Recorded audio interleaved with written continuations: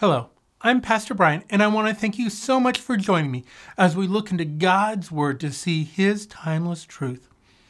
For there are many things going on in the world around us. We see there is evil around us and everywhere that we look, and we can have that question, where is God in the midst of all of this? Understanding that evil and wicked things do happen. Even in and of ourselves, we do things that we shouldn't do.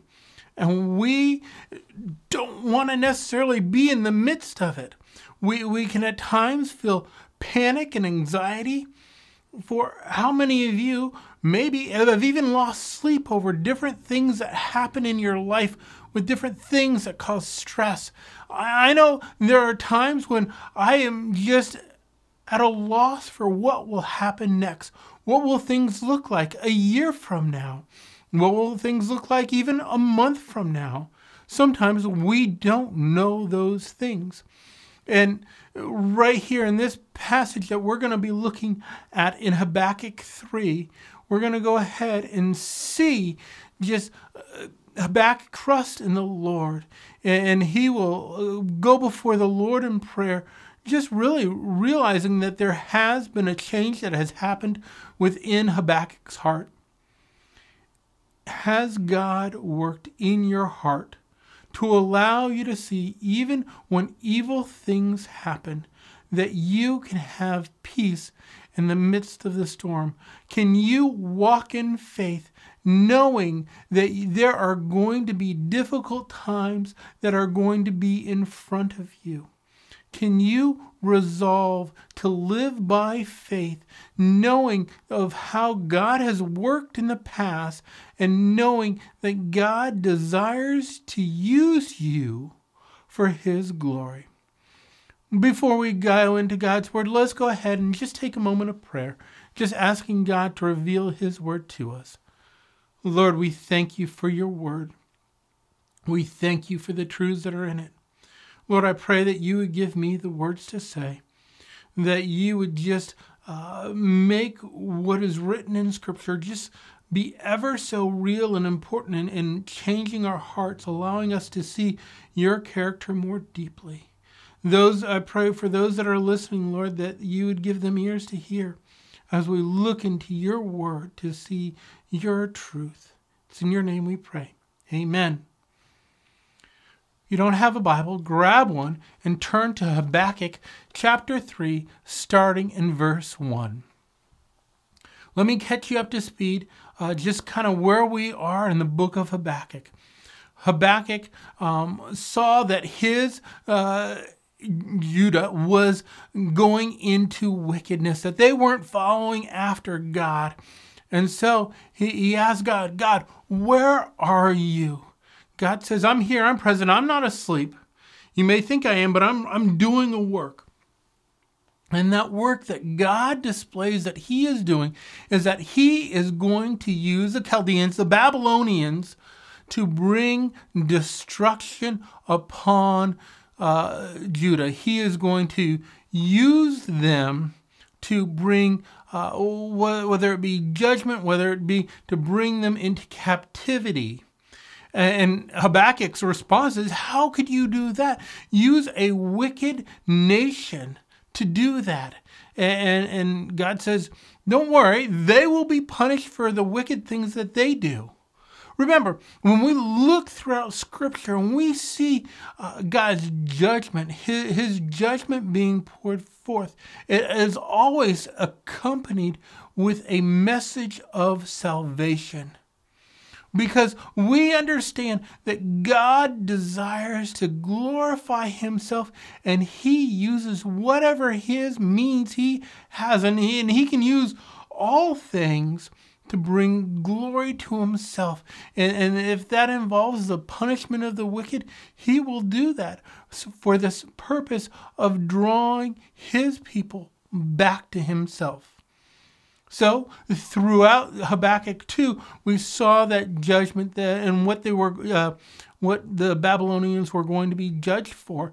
And essentially, it boiled down to them acting out in self-righteousness, being proudful about themselves. And there are several things. And essentially, following after other gods and not following after, which aren't true gods at all, and not following after the God that we see here in Scripture. And the call that we saw was to live by faith. Here in chapter 3, we will see Habakkuk's prayer to God. And it ultimately, it's a model prayer that we can be praying, knowing that we desire that God's will be done because we know His plan is the best plan. So, Habakkuk chapter 3, verse 1 starts off this way. A prayer of Habakkuk the prophet. We understand that Habakkuk is a prophet and that he has been having this dialogue with God. And in this dialogue, God is just revealing himself to Habakkuk in the way in which he operates. And one of the warnings I've given as we've looked through this is we see that God will sometimes use the wicked to bring judgment upon his people so that his people will follow after him. And I said, this is what's occurring here. Make sure that you just don't label somebody wicked here and there and saying that this is how God's doing this and this. He may be doing it, but we don't want to, in a sense, attribute things when it may not be God. We know this is God in this case because it's recorded in Scripture. We don't want to add or we don't want to take away from Scripture. So just as we look at it, see the character of God in his heart. And also we can see the changed heart that has happened in Habakkuk with just even these few chapters, that of questioning God to a understanding of God. I want you to work because you have the best plan. And it says, talks about a prayer, and he is a prophet, understanding that he has a distinct role. And it says, according to Shigionoth. And that is essentially that word is seen, part of that word is seen in one other place in Psalm 7, but a lot of scholars debate what that is. And that essentially comes down to maybe a musical instrument or a way in which it's supposed to be played to music or a specific type of lament. There's a lot of debate about what it means, but ultimately, as you can even see at the end, it's directed to a choir master, and so perhaps this is a suggestion of how this is supposed to be done. So it's kind of a prayer that could also be done with song. It starts off this way. O Lord, I have heard the report of you. So he's saying, you have told me what you wanted me to write down on those tablets. I've done that, and I've heard it. And the response is, essentially, we'll see that he understands or can see the glory of God and his working. So I've heard the report of you and your works, O Lord, do I fear. So the beginning of wisdom is fear of the Lord. So he understands that God is in control and that he is submitting before the Lord in the midst of the year. Revive it. So he's going to say, revive it. So how is he going to do that? He's going to do it by bringing judgment upon his people, upon Judah. And ultimately, those that he uses are going to be wicked and they're going to receive worse punishment, but it's for a purpose. And in addition to that, he says, in the midst of the years, make it known. So I agree. I want to see you work what you had prophesied to come true. I want you to bring judgment upon not only his own people and himself, but upon the Babylonians, because he understands that God's ways are better. And in the last, it kind of says, in wrath, remember mercy. So God, I know that you are going to exercise judgment. Please have mercy on us. I want that mercy to be shown. Then we kind of see another section as it begins, and it starts in verse 3. God came from Teman, and the Holy One from Mount Paran. So this is kind of more the area of kind of the southern area, more towards Exodus. And the purpose of this is, as we read this, what's one of the things that Scripture, whether Old Testament or New Testament, consistently goes back to about how God has delivered his people. It's in the book of Exodus. So Habakkuk is going to recall the things that happened in the book of Exodus to show of God's glory and how he delivered his people. Remember those times in your life when you have struggled and you have gone through difficulties, and how the Lord has redeemed you, how he has brought salvation and brought you through. Remember those things. Remember that God is faithful. And so for those of Judah, the time that they can remember, the time that was told about from their fathers and their forefathers and all those things, was that of the story of Exodus and how God redeemed his people. So we're going to go ahead and get into kind of, he'll make reference to that, showing about God's deliverance. His splendor covered the heavens, and the earth was full of his praise. So he's giving this, the glory of the Lord is shown. It can be seen. God is magnificent. He is God over the heavens and God over the earth. God is powerful. So covers the heavens, and the earth is full of his praise. So whether heaven and earth, praise the Lord. His brightness was like the light. Rays flash from his hands. And where he veiled his power. So God is full of power. His glory goes forth. However, it is not completely fully revealed. Not yet. And so whether it was essentially, think about Moses. How when he was up on the mountain, he was with God, and when he came down, his face was shining and kind of rays of light kind of going out, and he put a veil over his face for that purpose. So just as God, he will reveal himself, God will show himself, but right now you don't see all of it. You don't fully understand. Just like you could say right now in your life, you know God is working, but yet there is a sense where you don't understand exactly all the ways in which he is working. And it continues on like that. And it says that it has veiled his power. Before him went pestilence. Okay, remember in the book of Exodus that pestilence, there were different animals that came and they brought problems. There was judgment brought to those that were there, and plagues followed at its heels. So pestilence and plague, God's working through his judgment to bring the things of the earth to show that he is in control, that he has all power, and he will exercise his judgment through the measures of the earth. And it continues on, and it said, he stood and measured the earth. He looked, and it shook the nations. So God's judgment, he will bring it. There is power. God is over all. And oftentimes when we see earthquakes or shaking, it's a picture of God's judgment.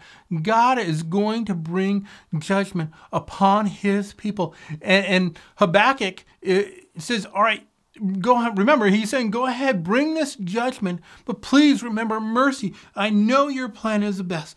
And the call is through all of these difficulties to walk faithfully with the Lord. Then the eternal mountains were scattered, and the everlasting hills sank low. His were everlasting ways. So God has the power, and he knows of all that's going to happen. It continues on, I saw the tents of Cushan afflicted, and the curtains of the lands of Median did tremble.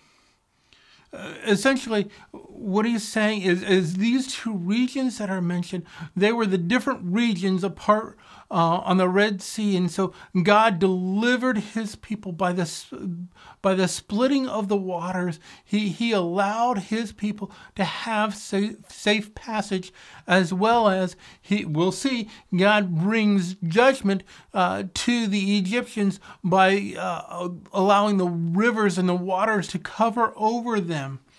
So he's recounting the things that had happened in the past that they knew from the stories of Exodus. And he understands that God will bring judgment. And whether that judgment is from the things on the earth or the things above, God is glorious and he has control over it all. Was your wrath against the river, O Lord? Was your anger against the riverers, or your indignation against the sea? When you rode on horses, on your chariots of salvation, you stripped the sheath from your bow, calling forth many arrows. So God is going to go ahead and he is going to bring deliverance to his people, but there is judgment that is at hand. And then it says Selah. So another indication of maybe a musical word, just saying within this. And so just showing that it is all part of something that could be put to music, this right here. You split the earth with rivers. The mountains saw you and withheld. The raging waters swept on. The deep gave forth its voice. It lifted its hands on high. So the whole idea, if you can just picture God's people going through, being delivered, and God has control over all of these things. We see this. In fact, what we're in right here, it has a poetic sense in that it has a chiastic structure, where we'll see that 11 and 12 are kind of at the middle of that, the highlight of it. As we see, it will talk about waters in the first part, and then we'll go on and we'll talk about water again. And it's just showing when it refers to water is God's judgment being brought forth. And then we see that it says, the sun and the moon stood still in their place. And what comes to mind, but when the moon and the sun stood still, was a notion of Joshua, and when he was battling, God held the sun in place and allowed Joshua to work and for there to be victory in their battle. And we see that God is going to provide victory. God is going to bring deliverance as he brings judgment upon the Babylonians. And as we see that, we know that water is a kind of a sign of judgment. The earthquake is judgment. So God is going to bring judgment upon those who did harm to his people. So understand, when we go through hard and difficult times, we can trust in the Lord that he is going to bring deliverance, that he is going to right the wrong, and we can have confidence knowing that the Lord has a plan. And it continues on, it says, the lights of the arrows as they sped at the flash of your glittering spear. You marched through the earth in fury. You threshed the nations in anger. So he is going to bring judgment. He is going to bring that judgment upon the Babylonians. And how is he going to do it? He's going to do it through his people. He says it has it here. You went out for the salvation of your people, for the salvation of your anointed. So all of this that's going on is to show God's deliverance, his care, his power over all things, whether in heaven or on earth. God is mighty, he is powerful, and he will bring salvation to those who trust in him. So trust in the Lord in the midst of all that goes on, all the troubles that maybe you're going through now or you will go through. The call is to live faithfully and to trust in the Lord. Remember, this is Habakkuk's prayer to the Lord. He has understood what God is doing, and he can have peace in the midst of difficulty, in the midst of trials. He says, God, bring forth your judgment, because I know that shows of your glory and of your wonder, and be there with me, because I know that you will bring me through all of these things. Be with me, Lord.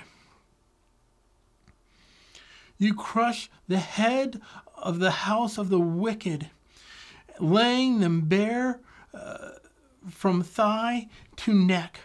And when we think about crushing of the head, what kind of comes to your mind? It's a total destruction. And then from the thigh to the neck, a complete destruction. But it also recalls when in Genesis, God talks about crushing the serpent's head, that God is going to bring an end to the wicked. God is victorious over all. And in that, whatever challenges that you're going through right now, whatever difficulties that you have right now in your life, know that God can bring deliverance to you. It continues on, Selah, you pierced with his own arrows the heads of his warriors, who came like a whirlwind to scatter me, rejoicing as if to devour the poor in secret. You trampled the sea with your horses, the struggling of mighty waters. So God is going to use his people. He is going to enable them to have victory over those who cause them harm. He's going to use the arrows of the evil one. His people are going to use that to bring judgment upon themselves. So they're going to bring judgment upon the Babylonians. God is going to deliver his people. What an amazing passage we have of Habakkuk's prayer, just going through, understanding that God's plan is better than any plan that we can know. We don't know fully of his glory. It is revealed, it is shown, but while we are going through difficulties, we need to be before the Lord in prayer. We need to fully understand that he has control of everything in the heavens and the earth, and that our response to him is that we are supposed to live by faith. Understand, Habakkuk wasn't here when he started off. It was through this dialogue that he had with God that he has recorded for us to show that even when difficulties will arise, and again, when we do go into sin, God cares to bring us out of that sin, that we would walk faithfully with him. And I want to encourage you, as whether you're going through a struggle now, or maybe you're going to go through a struggle in the future, be before the Lord in prayer. Understand that he will bring deliverance to those who trust in him, to those who walk with him. He will desires to use you for his glory. Know that God in the past has brought you through difficult times. Know that God will continue to bring you through difficult times. Just as he did with those who were captive in Egypt, God brought deliverance from Pharaoh. He will go ahead, and those who follow after him, who know him, God will bring deliverance to you. so you can have comfort. You can rest in the Lord, knowing that He is over all. So whatever you're going through, whatever might be before us, the call as followers of the Lord Jesus Christ is to turn to Him, humbly walk with Him. And of course, the humility is very clear. This is Habakkuk going to God in prayer, knowing that he will do what he is called to do, that God will bring judgment upon the wicked, and he desires to bring his people to salvation, to deliver them from evil. God desires to work in your life. God cares intimately about you, that He would even allow you to go through difficult times, that you would walk with Him. And the problem is, so often when difficulties and trials arise in our lives, the temptation may be, I'm going to flee, I'm going to work on my own energy, I'm going to follow after. I can provide more salvation, more protection if I operate for self, and that's completely wrong. God says, no, trust in me. I have the best plan for your life. And so our call is to be humble before the Lord in prayer, trusting in Him. So let's go ahead and just kind of go before the Lord, just asking God to show us of how He desires to work through difficult situations that we may have, that we just resolve to say, I'm going to walk faithfully with you, Lord, because I know you have it under control. Let's go before the Lord in prayer. Lord, we thank you for your word. We thank you for the truths that are in it. Lord, I pray that you would work in our hearts, that you would just allow us in the midst of difficulties, in the midst of uncertainty, to trust in you and your hand being at work. Lord, we thank you for the hope that you do provide. Lord, we trust in you. Thank you for your word. It's in your name we do pray. Amen. Thank you so much for taking the time to listen to me today. If you have any questions, reach out to me. Let me know. If you're going through a difficult time or a difficult situation, sometimes it's hard to recall the times of God being faithful. Maybe you need to be reminded by others.